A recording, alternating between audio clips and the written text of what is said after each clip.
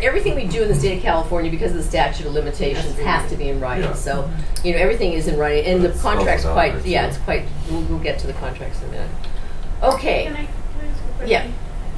The fact that you give them the BRNE in the beginning, Uh-huh. how do you then tell them that you're now like sort of upgrading to the next level? Well, because because I've already done the BRNE and they understand that it's revocable and everything like that, and then I tell them, okay, Mr. Buyer, here is a property that isn't going to pay me what my business plan says that I need to be paid for. If you want to go ahead with this property and you want to work with me, we have to work out some kind of compensation. So here's the compensation, and I whip out the BRE and we talk about what the compensation would be. Okay. Okay, remember about the BRNN. This is the unique clauses in the BRNN, which is not in the other ones. It expires upon written notice by either party. It expires at the completion of the transaction. It expires 1 year from the date that you signed it. However, the 1 year period can be extended.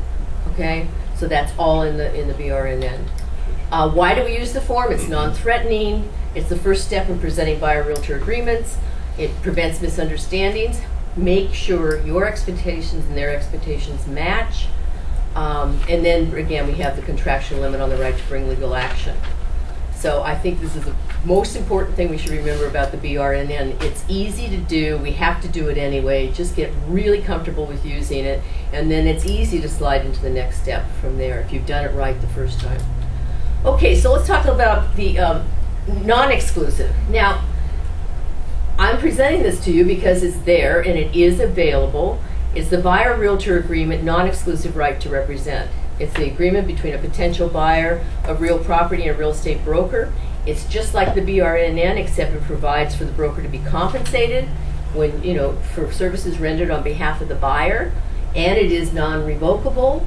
However, it is also what? Non-exclusive. So why would you go through the whole thing of trying to explain the BRNE and use it when you've got the exclusive one you should be using? That's all I'm going to say. Just think about it. You know, why would you want to use a non-exclusive form unless you think that they're going to be working with somebody else? It's like an open listing. It's like an Why bother? exactly. Yeah, very good, Julianne. It's exactly an open listing. So why bother? If you're going to go through the whole thing, just go to the BRE. And I don't even think about, I mean, I really don't even think about the BRNE being there in my arsenal. As far as I'm concerned, it's not there. Because again, don't use it. You're not going to have the exclusive form, and you do want to get paid. Okay, so here's the daddy of them all, the BRE. Exclusive right to represent. It's like the other agreements, but it's got two important distinctions. Like the BRNE, it provides for compensation. It is non-revocable. However, it's exclusive. It means the buyer will be obligated to pay a commission to the brokerage, even if they find the property themselves, or if they use another broker. And again, let me just say that the courts are looking at these contracts today as being bona fide contracts. And there's a lot of cases coming down now where people have used the BRE and your buyers have gone around you, and you're going to end up getting paid. And I would personally like that to happen, because I can tell you in my career, I've had a lot of buyers go around me, and it's just, you know, it just, you know. Anyway, that was from the background, not me. You were thinking it. Yeah. Well, just think of any other profession, a dentist, a doctor. The Well, see, person you know, this goes, is what- they may go to another doctor, but that doctor gets paid or that dentist gets Well, paid. and this is how I explain my business plan to people. I say, you know, if you think about it, realtors are the only people that don't get paid until we give you a successful transaction. Every other person, every other profession you can think of, you're going to pay coming in the door, aren't you? Or at least going out the door, you know? We don't get that, so you have to explain to them their business plan and how things work. Okay, so remember, on the compensation of the broker, the BRE and the BRNE obligate them to compensate the broker. Remember that both of these contracts, which is very, very important, that if you're going to receive some compensation from another source, which is usually the seller, then the amount that is, you know, that you put in the contract will be credited to, you know, their behalf, and so they're not going to be double dipping. Because a lot of people are afraid of that. They think, oh, you know, you're going to make me pay 3 apples over here, and they're going to pay 1 apple over here, and you're really going to be getting 4 apples instead of 3 apples, or something like that. So if you explain to them how that works, it's not a problem. Okay. Remember the unique clauses in the BRE, and we'll get to this in a minute, but I just want you to remember this as we go through it. you have to put in your commencement and termination. Remember, you do not have a binding contract in the state of California unless you have a date that the contract starts and you have a date that the contract ends. A contract that does not have a termination date is voidable. Okay? Remember, it has a paragraph that asks about what the buyer is looking for. It also authorizes you to get the credit report at the buyer's expense. Now, my business practice says that my people don't come in to see me unless they've already done some work with their mortgage person, because I don't even sit down with somebody until I know they really can buy. Didn't used to do that. In the old days, we used to qualify them themselves, and it just didn't really work out. I remember one time I worked with a young couple, got them qualified. I thought everything was perfect. The lender calls me up and goes, he has a repossession of his car, and I'm like, what? And so when I asked my buyer about it, I said, why didn't you tell me about the car repossession? He said, you didn't ask. Well, see, it wasn't in my, thinking in those days. So anyway, get them qualified first. But this does say I can get the credit report if I need it. It also obligates them to provide the personal and financial information. If the buyer refuses to do this or they're not qualified, you can cancel, the broker can cancel. It allows the broker and buyer to choose single agency. That is, you could always be an exclusive agent. However, in our company, since South Bay Brokers has decided that we will disclose dual agency, there is no way at South Bay Brokers that you could sell a South Bay Brokers listing unless they'll accept the dual agency. So just remember that. There are brokerages that allow a single agency at any cost. In our brokerage, we don't. We do have defined dual agency here. Okay, and then remember that compensation and mediation is included in an additional paragraph, and you also have an attorney's fee, prevailing party, attorney's fees paragraph. So really important things to have, because again, if you get into a misunderstanding, you've got something to fall back on.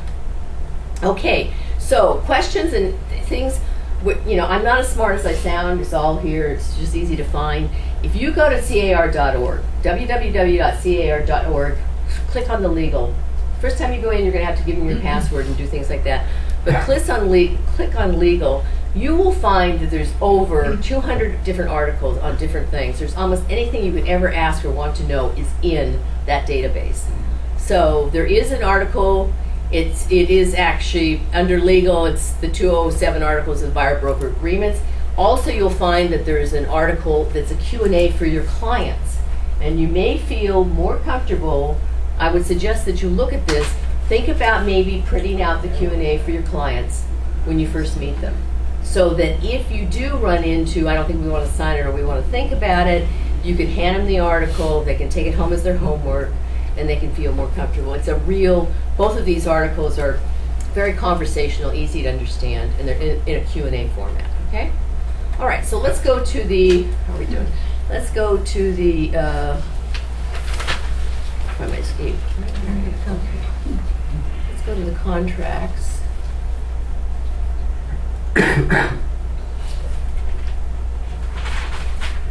It's in the lower left. Oh, you have that lower left. You got it. Yeah, I got it. You got it. All right, so let's take a look at the buyer representation first. Okay, this gets a little bit skewed because it's such a big screen. Okay, so like any contract, we're going to have to identify the buyer and the broker. And of course, the broker is South Bay Brokers. It's not your own name. We know that. Again, we have the dates that it's going to begin.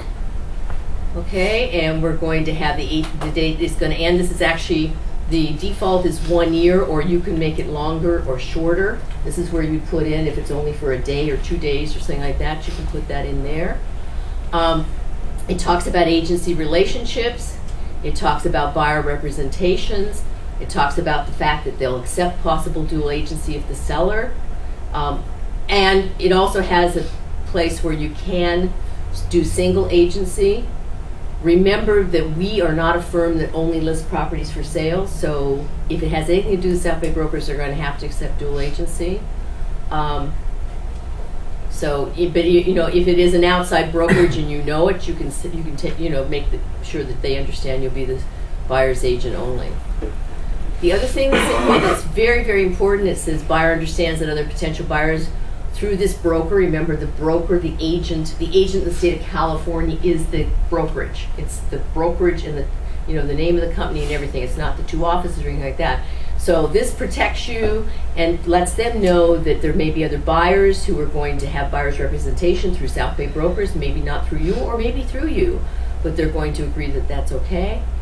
Talks about the non-confidentiality of offers. Remember in the 206 changes to the Code of Ethics, the old rule that you couldn't tell people what something sold for, things like that is gone. Now if somebody says, you know, Allison, how much did you sell that property for? I need to know. She can tell me, she's not going to tell me, but for the most part she can tell me where they came in or something like that. And we don't have to play the stupid game of come in strong or shoot your best shot or, you know, if it's going to take $587,000 plus to get the property, tell them that. You can do that now because it is there. You also need to explain this to them also though, because they need to understand that their offer when it's put on the table might be discussed too. Okay? Then you have the confirmation in your agency. Here's your broker authorizations and obligations. You know what I'm going to do. I'm going to find it. I'm going to assist you. I'm going to give you advisories. I'm going to order reports. I'm going to tell you, yeah, you are going to have a soils engineer come out because your home inspector said he needed it and you're going to just insist they do it. You can get the credit report. We talked about that. If for a property transaction which the broker is aware and not preclude from participating, the broker shall provide and review forms to create a contract. Again, this is in here to protect you if you need to write your own contracts, but South Bay brokers, I think we highly discourage. Please don't try to play attorney unless you are one. Okay, scope of the broker's authority.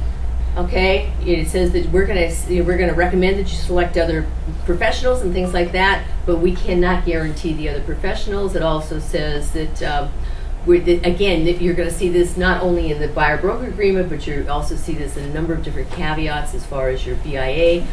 The broker does not decide the price the buyer should pay or seller should accept, does not guarantee the condition of the property, does not guarantee the performance, adequacy, or completeness of the inspection services, products, and services, does not have an obligation to conduct inspections of the common areas or outside areas. Go through this. This is your homework. You're going to bring this up on your zip forms and you're going to print these out and you're going to take a look at them. But you need to know what these say because you don't have to read it to them. They can read it to themselves. But you need to be able to paraphrase this and say all of the things that this is going to have. Okay? And then it talks about the buyer's obligations. And this is very, very important because remember our new contract, the new RPACA that came out in April has this covenant of good and faithful, honest dealing. Okay? It never was spelled out. It's always been in our contract. It is now spelled out. Buyer agrees to timely view and consider properties selected by the broker and to negotiate in good faith to acquire a property. Buyer further agrees to act in good faith towards the completion of the property entered into within the agreement, and so you have to give your relevant information to your broker and things like that. Remember this whole covenant of good faith and honest dealing, and this is why I let go of these buyers back in January, because they were not dealing in good faith and honest dealing. They were basically trying to end run and talk to the seller behind my back and things like that, and I just said I'm not going to do this. So, and we had a really weak seller's agent who just ignored that things like this were going on, and I just told him I couldn't represent them. So anyway, this whole concept of good faith is very, very important. Okay, the other thing we have in here, the buyer's materials issues. If you have something, and I like to use the BMI with somebody, if somebody wants me to limit their choices, like somebody says I only want to live in this little tiny pocket of the world, then I do a BMI. The BMI is the buyer materials issues, and it says that I'm only going to consider properties that are within two blocks or 2 miles or whatever of a certain thing or something like that. Whenever a buyer wants you to limit their, because of fair housing laws, whenever they want you to limit, make sure you do a BMI because that's going to protect you in the end. Okay. Also, it says the buyer agrees to indemnify, defend, and hold the broker harmless from all claims, disputes, litigation, judgment costs, and attorney's fees arising from any incorrect information supplied by the buyer or from any material issues that the buyer fails to disclose in writing to the broker. And this is very important. It says right here in bold point, pay for reports, inspections, and meetings arranged by the broker on buyer's behalf. Now, you don't want to set up an inspection and not have your buyer show up. On the other hand, it's even worse to set up an inspection and you pay for it and then they say, oh, I didn't really want that. So this just says that they're going